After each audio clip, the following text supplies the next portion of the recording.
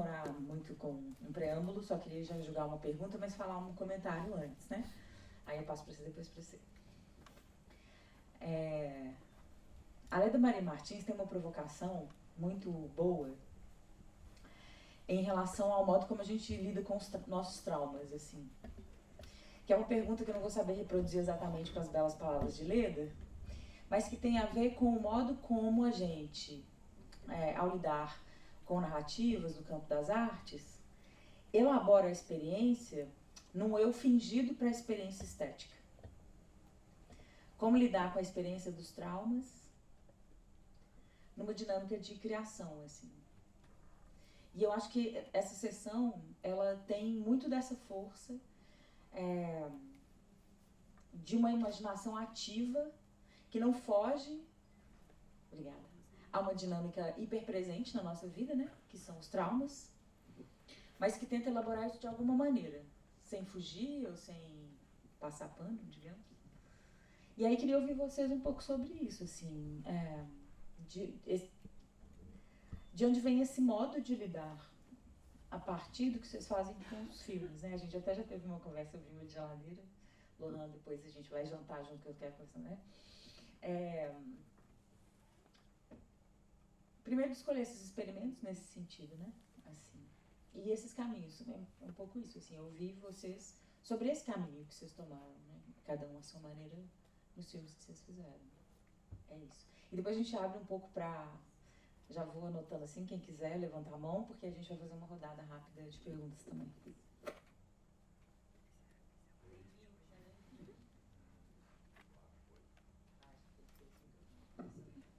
Oi, foi. Boa noite, gente. Primeiro, muito obrigado a todo mundo que veio assistir os filmes. Estou muito feliz de trazer um filme de Sergipe. Assim, a gente tem um certo histórico delicado com a produção de filmes lá em Sergipe. A gente estava sem editais há quase 10 anos antes da Lei Aldir Blanc. E, enfim, fazer um filme preto, assim, para ser exibido na Semana de Cinema Negro de BH, enfim, cruzar essas fronteiras mesmo geográficas para exibir aqui, para a gente discutir, assim, é um motivo de muita alegria para mim e para Sergipe como um todo, assim, para a cena de Sergipe como um todo. Eu sou Ciro Jonas Araújo, sou co-diretor do filme, que é co-dirigido e roteirizado por Carola Menezes. Queria muito que ela estivesse aqui também para a gente discutir, mas ela está no Festival de Taguatinga, na verdade, no Distrito Federal, tá representando o filme lá. É uma pergunta muito boa, assim, eu acho que é um bom gatilho, assim, um ponto de partida, porque a gente faz essa relação dos meios de imã de geladeira, desses eletrodomésticos, a partir de um curto-circuito com um rádio, né, que está sempre noticiando de maneira sensacionalista o desaparecimento de pessoas negras. E aí a gente quer realmente pensar sobre esses modos de violência, de reiteração de violência contra corpos racializados, contra corpos negros, a partir dos meios de comunicação. Como é que a gente discute sobre isso, dialoga sobre isso, sem se opondo a esse tipo de narrativa, em primeiro lugar, que faz com que exista um imaginário social coletivo que esteja muito viciado num espetáculo sangrento mesmo, né? A partir dessas narrativas hegemônicas muito disseminadas pela televisão, pelo rádio. E aí a gente quer se opor a isso, tentando lidar com essa maneira a partir das esquisitices. A gente leu o Manifesto do Afro Surreal, foi um grande ponto de partida assim, para pensar o Imã de Geladeira.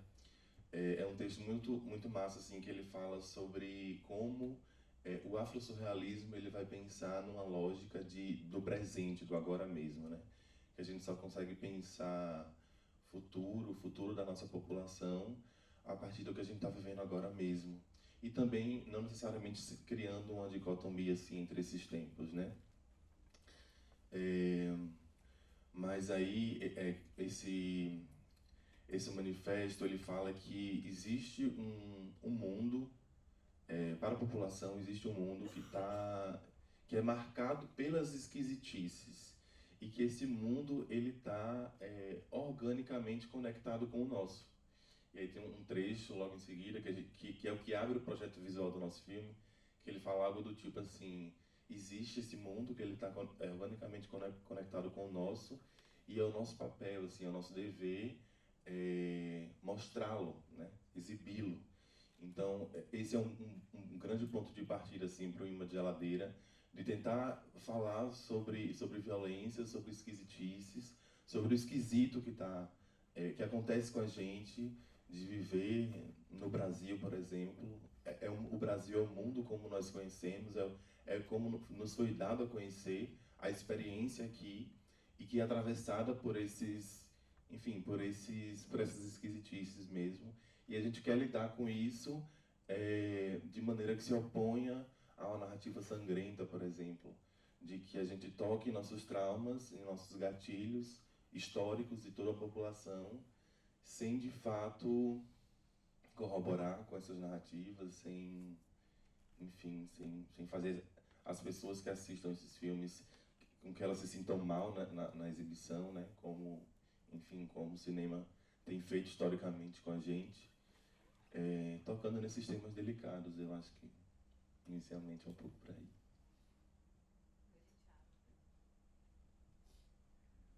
Gente, primeiro começar agradecendo, boa noite.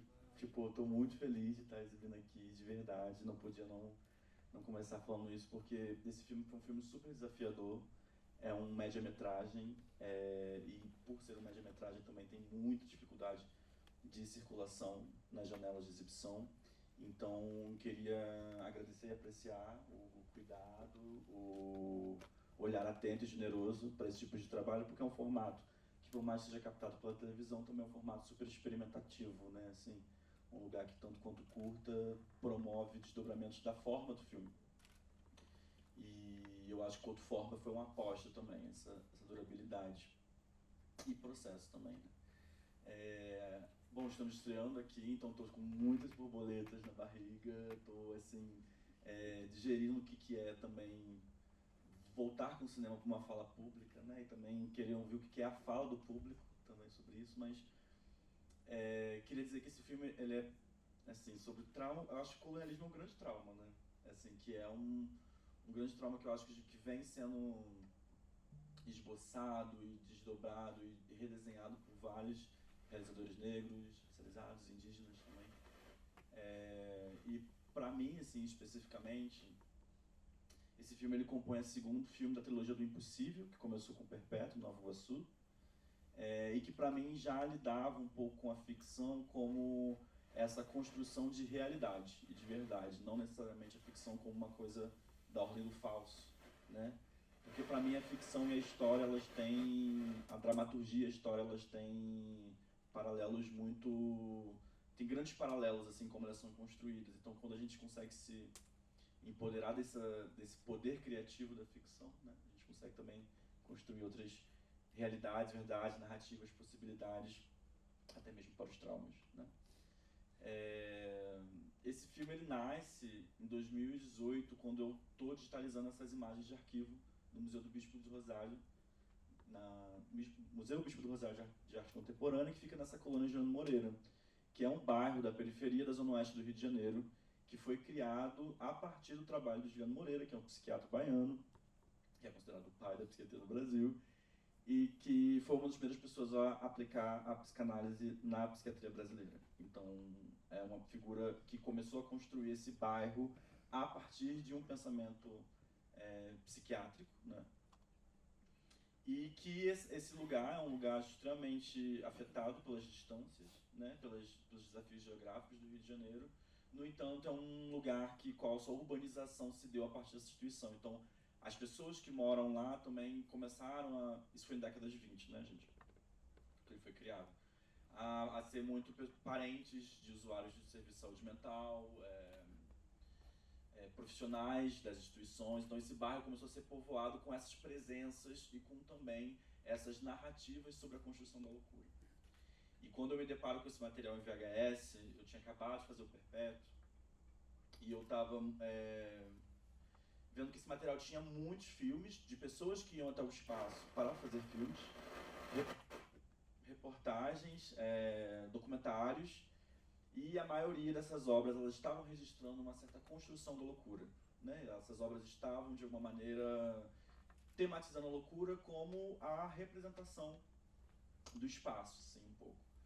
E desde o Perpétuo eu já tinha muito interesse em como travar com o cinema um debate geopolítico, né? Como a gente pode, com o cinema, entrar em certos espaços e criar tramas com as pessoas, com os lugares, com as instituições. E eu percebi que eu não queria fazer um filme sobre loucura, mas eu estava muito encantado com o lugar, não entendia direito onde era esse encantamento. E entendi que eu queria fazer um filme que questionasse, na verdade, a razão. E aí o gênero de fantasia, que eu acho que foi o gênero mais interessado assim, a se desenvolver, porque eu, enfim, desde criança sempre assisti muita animação japonesa na televisão, sempre gostei muito de filmes de fantasia, enfim, faz parte do meu repertório, e eu achava que a fantasia ela poderia nos dar uma forma para como certos absurdos vão construindo relações microcósmicas, mas também macro, né? Que pode ser do país, mas que pode ser institucional, que pode ser do bairro. Então, para mim, a fantasia ela conseguiria fazer a razão, certas razões como o conservadorismo, por exemplo, ganharem um lugar de questionamento, né? Um questionamento que, inclusive, nos leva a uma transformação interna de uma personagem. Porque quando eu saí do Perpétuo, eu estava um pouco desconfiado de como a indústria cultural, e aí talvez os traumas também passem por aí, né? Mas assim, como a indústria cultural ela cria ideais representativos, né? E como ela tenta condicionar certas produções. E eu não estava querendo construir uma personagem 100% idealizada, sabe? Uma pessoa... eu queria realmente encontrar personagens com contradições, né? Com relevos, e que de alguma certa forma a jornada, né, desse filme poderia também ser uma jornada para um espectador que muitas das vezes poderia concordar com ela, ou de uma certa forma ter uma opinião parecida com a dela. E foi incrível, assim, porque a gente conseguiu repetir uma equipe que já vinha começado na trilogia do Impossível. A Timbuca Rai já tinha feito Perpétua, a Solé Menezes, a Pode Ser Desligado, que é a trilhista. Inclusive, a gente, mês que vem, a gente vai lançar o álbum, a Vera, né? O álbum original da trilha sonora no Spotify, feito pela Pode Ser Desligado também. Então é todo um trabalho, assim, que também tinham muito interesse por uma certa arbitrariedade estética, que muitas das vezes a gente abre mão por conta de uma justificativa discursiva nos trabalhos. E eu acho que a gente tem que ter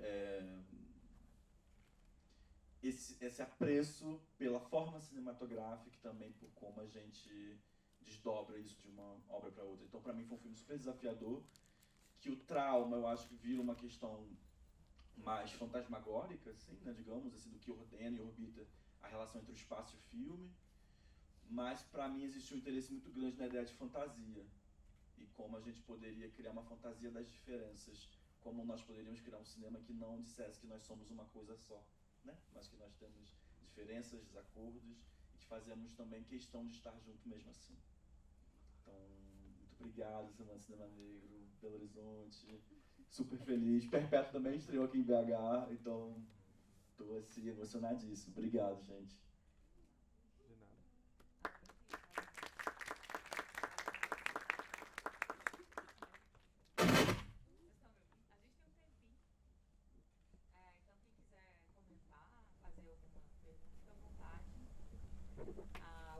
nada.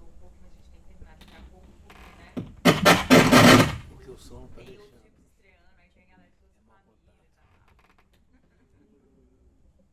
Boa noite. Eu fiquei tentando costurar algumas... Onde tá isso? Alô?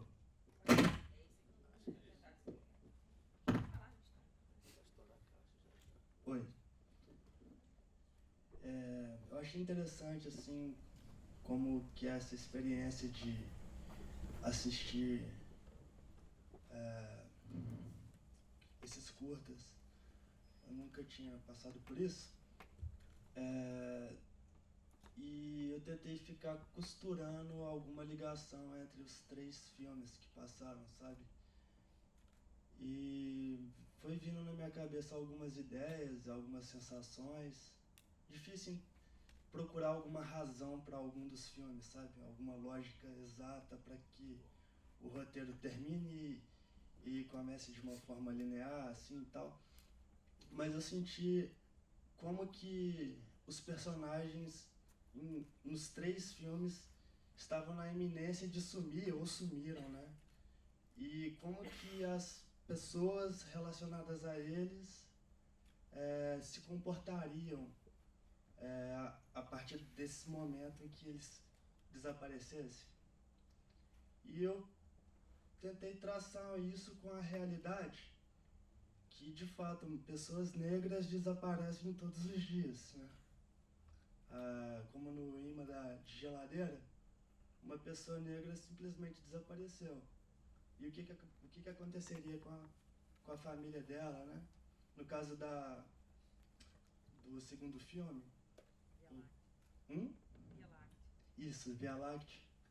Que a personagem principal, a mãe, ela tá na iminência de desaparecer também por alguma coisa cósmica. E chega no último filme, entre a colônia e as estrelas, né? A personagem também desaparece. E tem todo um enredo envolvendo a desigualdade social e tal, a questão da água, né? Como que a gente é maltratado, simplesmente largado pelas pessoas que dominam. Mas eu achei interessante ver esses filmes e costurar essa conexão de como que as pessoas, elas simplesmente desaparecem, né?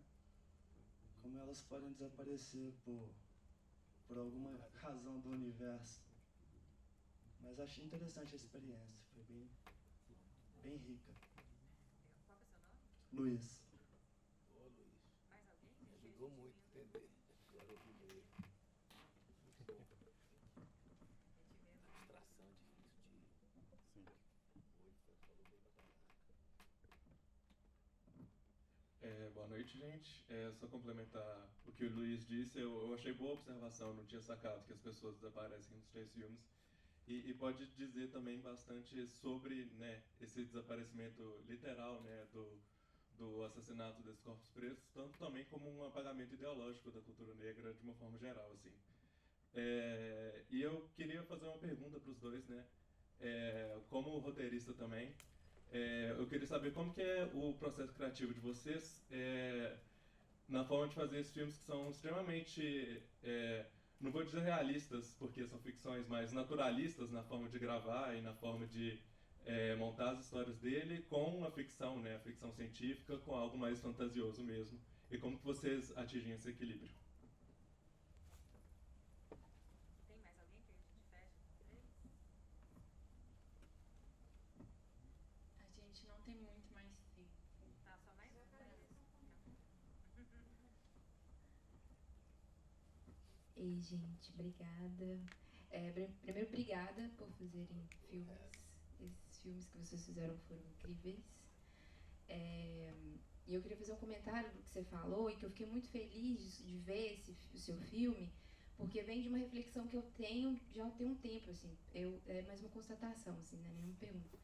É que eu moro na periferia, sou aqui do aglomerado da Serra, e isso que você falou sobre as pessoas desse discurso em que ignora a individualidade das pessoas e que, ao mesmo tempo, impede que as pessoas reconheçam a própria ignorância, né?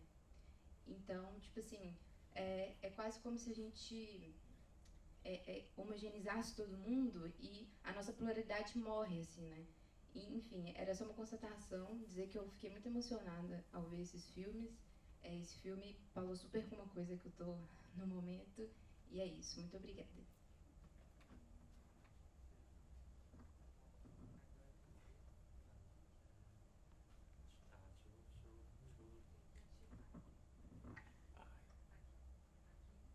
Tá virando trauma também só, né? Acho que foi. Isso. Olha, gente, comentários lindos, hein? Oh, que maravilha. Vou tentar responder, acho que da última pergunta para a primeira, né? Eu acho que tem, sim, de fato, esse processo, né? Por isso que eu estava aqui falando da indústria cultural também. Eu acho que uma das novas formas do colonialismo operar é continuar criando esses mecanismos de homogeneização, né? Onde a história passa e as diferenças se perdem, né?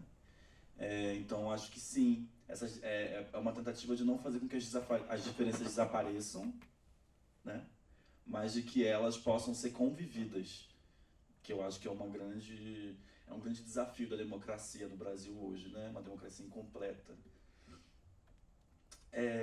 Sobre os desaparecimentos, cara, na verdade, isso surgiu dentro do roteiro, a gente entrando no roteiro, né? Um pouco nessa pegada de querer misturar história e ficção, porque no Rio de Janeiro, realmente, em janeiro de 2020, aconteceu uma questão de geosmina. Uma questão de geosmina, né, galera? Sei lá. A geosmina é uma substância que chegou em várias águas, e a periferia foi as regiões. O que aconteceu? Chegou umas águas com cheiro e com gosto. E aí testaram lá o raio da água e entenderam que era algas. Isso ficou um tempo, assim, as pessoas tendo esse tipo de problema, que para mim encosta no racismo ambiental, né? Assim, de que certos espaços são negligenciados em termos de recursos básicos, assim, né? E para mim isso era um indício ou um desejo, um sintoma de um sistema que deseja o desaparecimento, né? Um sintoma que ele porque eu estava até lendo esse neocolonialismo e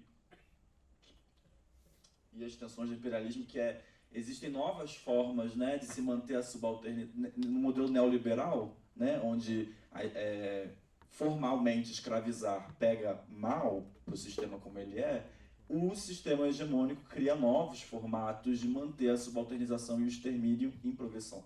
Então, muitas das vezes, desassessorar populações dos recursos básicos é uma forma de encaminhar certos grupos sociais ao desaparecimento.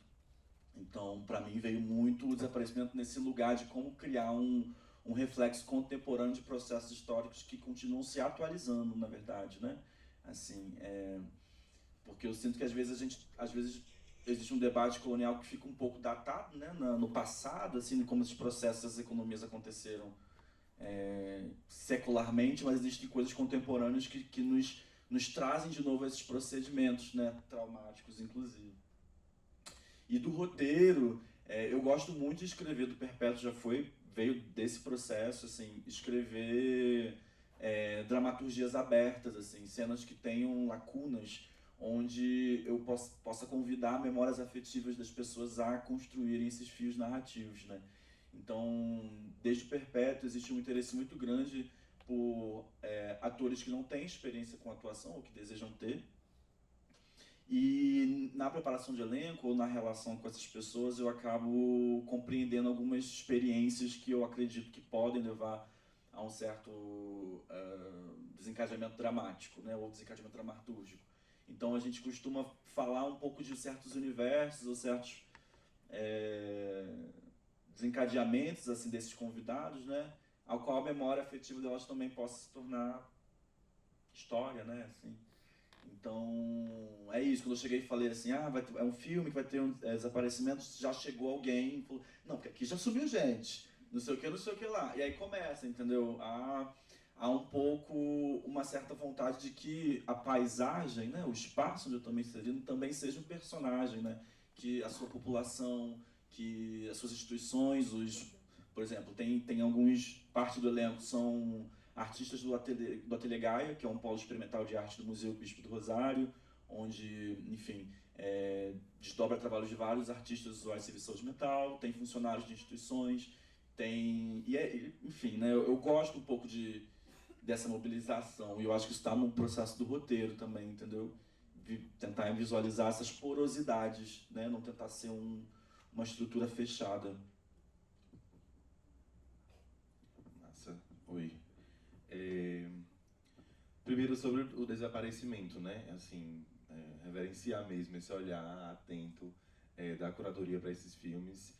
Foi uma sessão que eu curti pra caralho, assim, porque é muito louco como realmente os filmes dialogam, assim. O Imã já tinha sido programado por Tati no outro festival também com o Via Láctea, que enfim, a gente reconhece esse diálogo mesmo entre os filmes, que eu acho que parte de um lugar de e agora entre a Colônia e as Estrelas, parte de um lugar de um pensamento coletivo mesmo, assim, de começar a reconhecer e de querer ir para um campo fabulativo mesmo, de fabular sobre essas experiências, sobre esse desaparecimento, que esses filmes agenciados assim em sequência fazem com que a gente reconheça mesmo como isso está, enfim, filmes que vêm de lugares diferentes, mas que estão tratando de um tema delicado por um viés parecido, assim, né? Apesar das suas experiências e de suas particularidades. Sobre o processo criativo, assim, do roteiro, embora eu não seja roteirista do Imã de Geladeira, eu acompanhei o processo do roteiro desde o início, assim. Quando Caroline Menezes tinha o primeiro tratamento do roteiro, ela já chegou, me apresentou e aí topa fazer uma co-direção.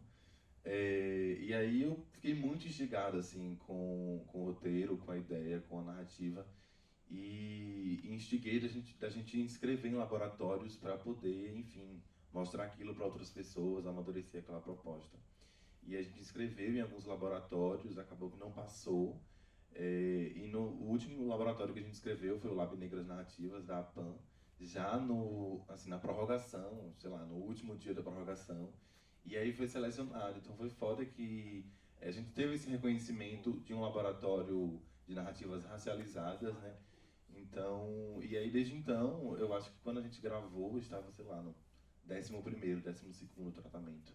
E aí eu acompanhei, né, muito de perto, assim, participando do laboratório junto com Caroline, desse processo que vem realmente de um processo de pesquisa e de experimento mesmo, assim.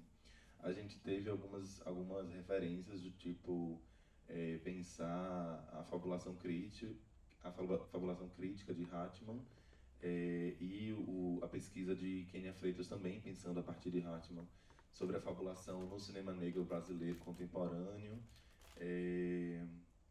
e testando mesmo essas experiências, assim. Eu acho que o processo criativo ele parte das nossas experiências pessoais, tentando fazer esse diálogo mesmo com as referências que a gente tem. E aí tem outros filmes, assim, do tipo Egum, de Yuri Costa, que foi super referência pra gente também. Tem o Jorge, do Jefferson. Oi?